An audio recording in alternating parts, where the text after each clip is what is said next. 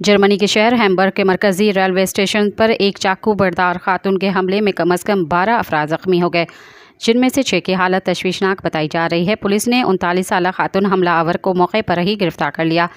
बैनुल-अक़वामी खबर रसां एजेंसी के मुताबिक हैम्बर्ग पुलिस ने सोशल मीडिया प्लेटफॉर्म एक्स पर बताया कि खातून ने तन्हा हमला किया और वाक़े की तहकीकात तेज़ी से जारी हैं। इब्तदाई तौर पर हमलावर की शनाख्त ज़ाहिर नहीं की गई। फायर डिपार्टमेंट के तर्जुमान के मुताबिक ज़ख्मियों को फौरी तौर पर करीबी अस्पतालों में मुंतकिल किया गया है।